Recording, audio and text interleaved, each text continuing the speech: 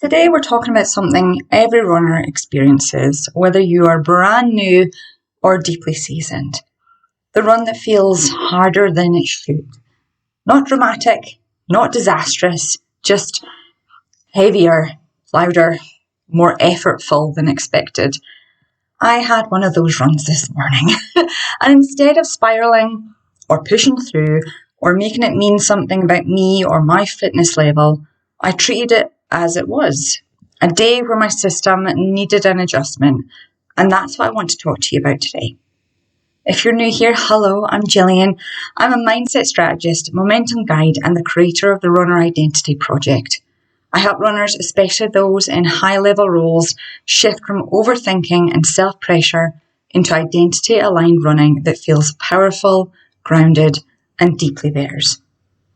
And I want to say something important before we get into this.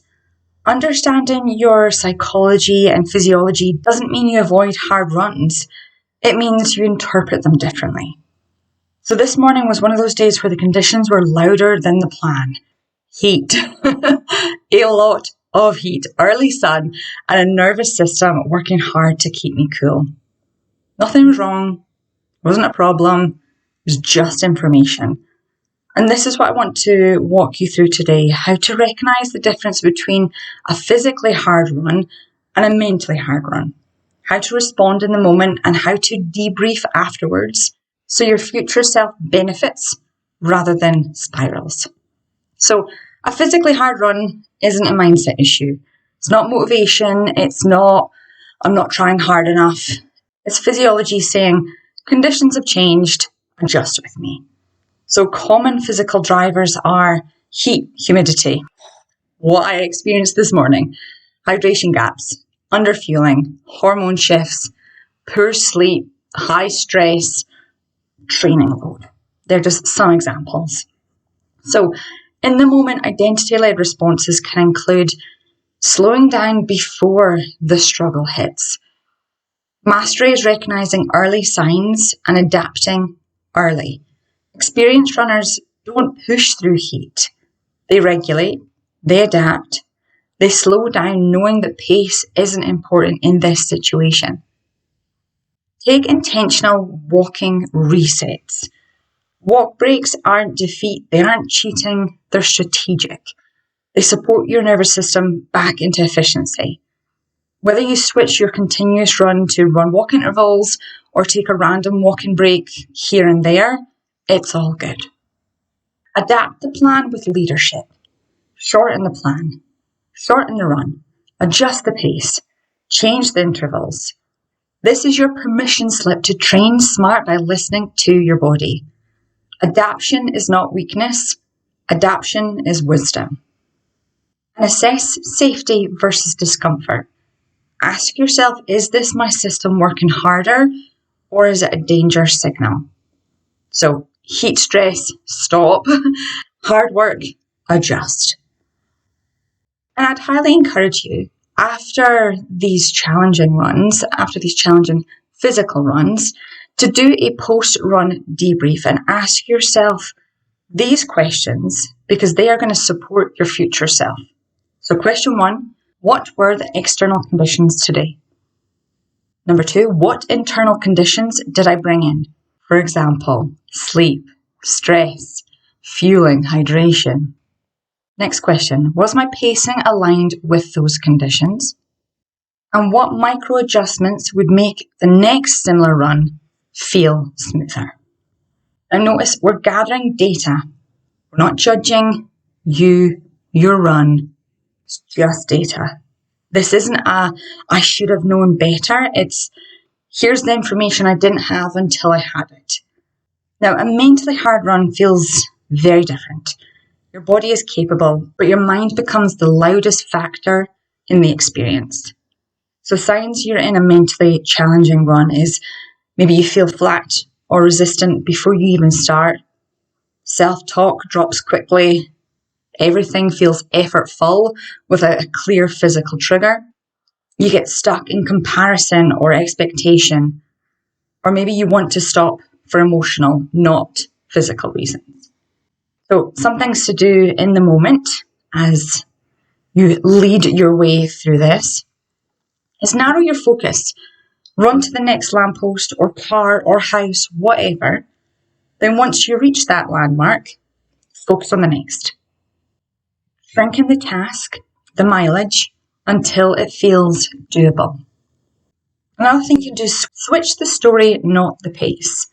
So try repeating something that reminds you, keeps it the front of mind that this is temporary, that this is getting you stronger for future runs and for race day, that you can do this. You're just in a little bit of a discomfort blip. So try, this is temporary, this is discomfort, not danger. I know how to move through this. This has given me the strength for race day. Just repeat a story that feels supportive. Change one variable. So focus on your form, focus on your breathing, focus on your footfall. If you're listening to music, can you turn it off? If you have access to music and you weren't listening to anything, can you turn it on? Same with a podcast or an audiobook. A single shift can reset the nervous system. Reconnect briefly to your why. Now, not in a motivational way, in an identity way. So, for example, run because it helps me be more myself. Again, do a post-run debrief, similar to what we went through for physical, but the questions for mental are, what triggered the mental resistance? What story did I default to? Was that story true or just familiar? And what skill do I want to strengthen next time? Again, no judgment. It's just a really beneficial exercise to see the patterns and help with identity reinforcement. Now, here's where we go beyond the usual hydrate and slow down advice into the deeper cognitive and physiological truths most runners never get taught. Number one, heat, hormones, stress, all of these increase nervous system sensitivity. Your brain interprets sensitivity as threat. Threat feels like slow down, stop, this is too hard. This isn't lack of fitness or motivation. It's your system trying to protect you. But the key is learning to differentiate brain alarms from physical limits is identity level mastery. Insight number two, your brain holds a pace expectation based on previous runs. It doesn't automatically adjust that pace for heat, stress, hydration levels, or where you're at in your menstrual cycle. You have to manually recalibrate. This is why inexperienced runners can blow up in the heat, not because they don't know better, because their brain is running yesterday's settings. Insight number three, elite runners don't categorize runs as good or bad. They categorize them as informative and not. Mastery isn't about perfect execution. It's about extracting the right lesson at the right time. If this way of understanding running resonates, if you're listening and thinking, this is the layer I've never been taught, but it's exactly what I need, that's the work we do inside the Runner Identity Project and my one-on-one running mindset coaching.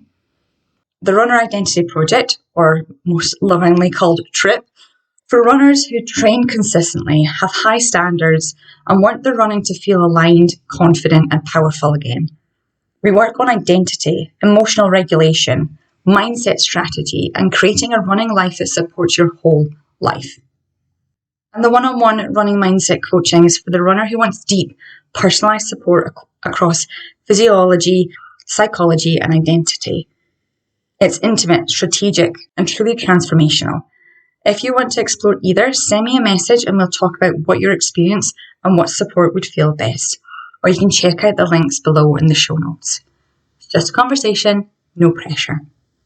Okay, thank you for listening today. If you want to share with me some of your answers to the prompts that I gave you, come find me on Instagram at GMacSpurr Coaching, or join the Your Running Coach with GMacSpurr Facebook community, where we go deeper on each week's topics of conversation. Okay, thanks for listening. Take care. Happy running. Bye for now.